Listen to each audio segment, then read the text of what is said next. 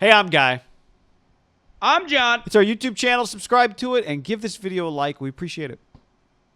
Podcast below in the description. Check that out as well. This is about the top 5 hottest seats in the NFL coming into the 2021 NFL season. We have not shared our lists, and so our goal here is going to be to find the 5 that are the hottest sitters. Okay. You want to start? Why don't you start? Who's at the top of your list? You don't. We'll just.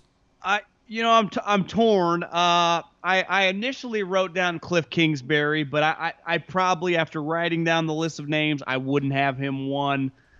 One would probably be the Bengals. Just franchise is shitty. They have Joe Burrow now. I think a little bit like an NBA team. There's just pressure when you have a star like that at quarterback. They've been good before, right? It's not like this owner doesn't know what good looks like. They've had Marvin Lewis for a long time.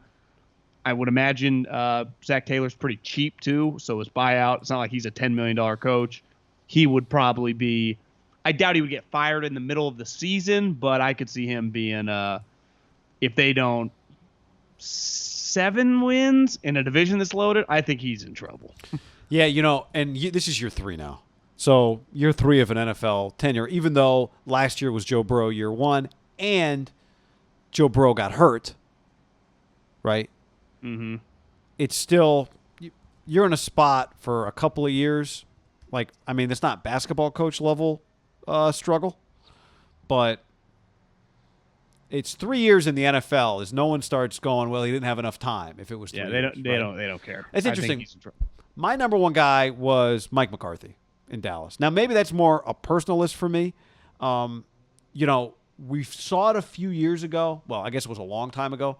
Chan Gailey had a 2-year run as the head coach of the Cowboys. There's not been a lot. For as much as we talk about Jerry Jones and how much he's involved, too much involved, he doesn't fire and hire coaches left and right, right? Wade was 3 years. Maybe part of the skew is just he loved Jason Garrett like a son, so maybe that skews it. But he's getting up there in age. Last year, would Jason get to 7? 1, 2, 3, 4, 5, 6, 7, 8, 9, not counting the year he took over for Wade. Oh my! I didn't realize. Did you realize Jason Garrett was there that long? No, I didn't. That's a long. I would have guessed 7 felt about right. But if you would have said Johnny was there 6, I'd be like, yeah, Cowboy years feel a little longer. That's a long time. What's crazy, when I look at the Cowboys on paper, 6-10 feels better than it felt to me when I watched them, even though the offense was off to a great start. Dak was off to a great start. I thought week 1 when I watched them against the Rams, and I said it on the podcast at the time, I think they got a problem, and they lost that game. And I think Mike McCarthy, I think they might have hired the wrong coach, I think was my quote. But someone will go back and listen to that and tell me if I didn't say it. But, he just got a huge contract for his quarterback. Would you consider Mike McCarthy number 1 on the list? Well, money, unlike to the Bengals, is not an issue for Jerry. But Mike makes a lot more than Zach Taylor. Word I heard was like 5-35, 5 for 40. Like, he makes a lot of money.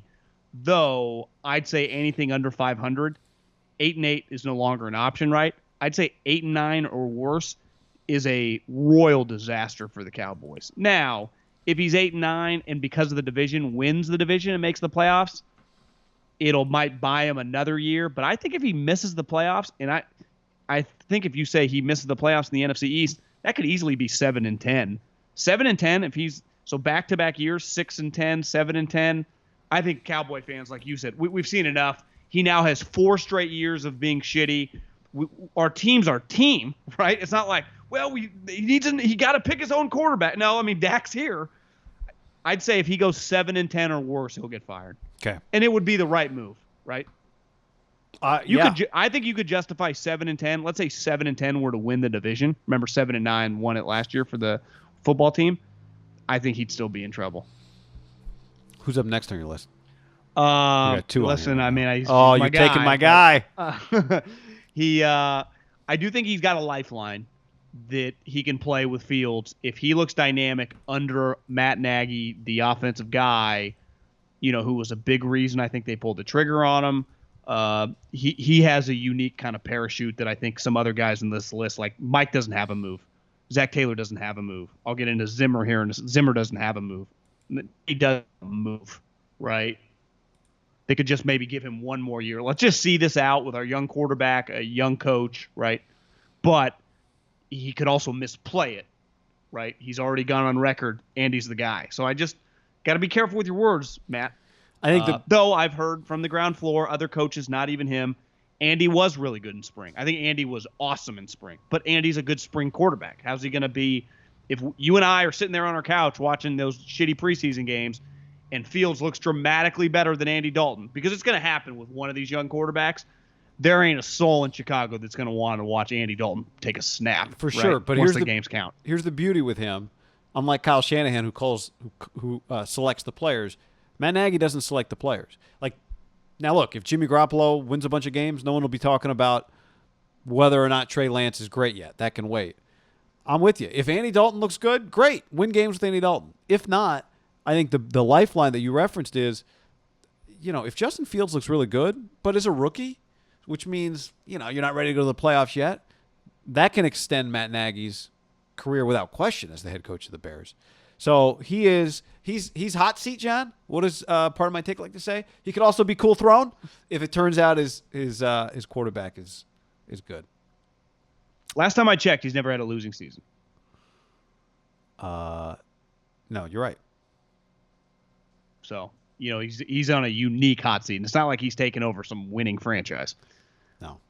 The other guy would be in his division, Mike Zimmer. Did you have him written down? I did not have Mike Zimmer, but give me the case on Mike Zimmer.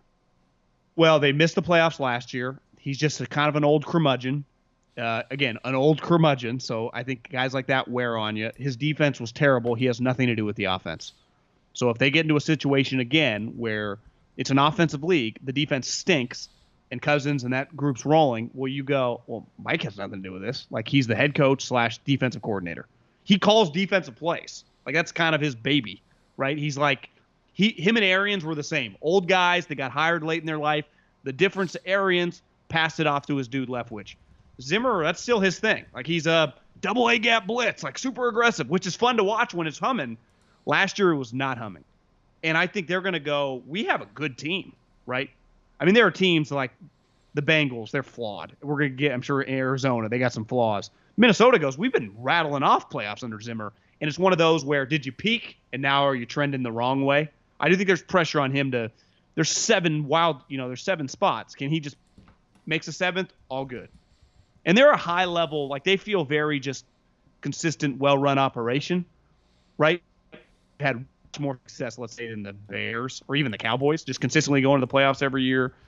But I do think there's just some pressure when your coach is older and he's a defensive guy. We've seen that guy gets turned on sometimes, especially when he's angry, and he's angry. So this guy's not as angry, but he is a defensive guy, and he does not have the pelts on the wall that Mike Zimmer has. We have 5 guys on the list right now. Okay, so we got to see if anybody's going to get moved off for any of those guys. Vic Fangio, John. Vic Fangio has gone 7-9, 5-11. That's a good one. In a division that, good luck. Quarterback, hell if I know. Defense is good, great. How are you going to win? How are you going to score points against the Chargers, the Chiefs, and the Raiders? Coming into year 3, really good coordinator. Elway's not the guy calling the shots there anymore, right? So good call. I think Vic's got to be on this list. The question is at whose expense? He's on the list. He's on the list. Well, for I sure. got 6. Now I got 6 guys on. So I would put Vic Fangio ahead of Cliff Kingsbury. I would put Vic Agreed. Fangio even ahead of Mike Zimmer. He does have pelts on the wall. Okay. I would probably have Zach Taylor near the top. McCarthy does feel a little bit more like that's who we want. I don't know. Like, what if Jerry just likes him? I think it's going to be hard for Jerry to love him, though, if he's losing. You're right, but to your point, 1 year, offense, long contract, quarterback got hurt. Defense sucked. They fired the defensive coordinator. Yeah. Okay, I mean, McCarthy was my number 1, but You're right. I think what convinced me, what changed my mind, not opposed to changing my mind, was I do think maybe you're right that it's more how I view it. Not necessarily. Again, I would have fired him week 1. I mean, I wouldn't have actually done it, but of all the guys we're not listing, what Jerry would do. Zimmer would probably be up there too. But Fangio, if he were to be fired, it would suck. Like for him, he got a shot late, like Arians and like Zimmer. and clearly he lasted a lot. Like, he didn't last as long as those guys. Those guys had success, and if he were to get fired this year, I'm sure they wouldn't. They kind of feel like a 6-win team. He would immediately get offers of like $3 million defensive coordinator. Right. Like, Which he'd immediately become the highest paid hell, defensive coordinator. maybe he should become the Cowboys defensive coordinator. Yeah, he would have options.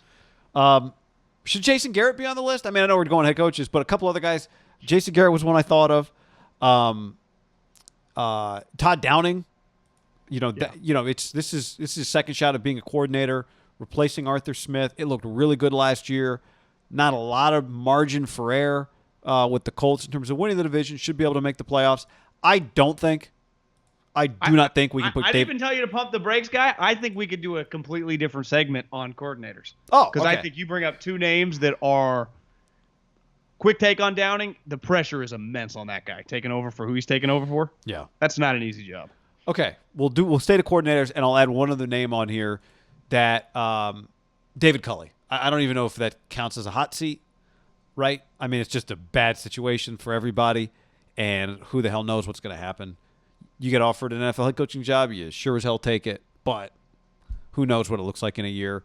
To me, anytime a coach gets hired in like a crazy, tumultuous situation or around a crazy, tumultuous situation without a lot of pelts on the wall, it's hard to have anything promised. And the sad part for him is everyone thinks they're going to suck. They're going to suck. And if he is a one and done, it might have been the most unfair situation ever.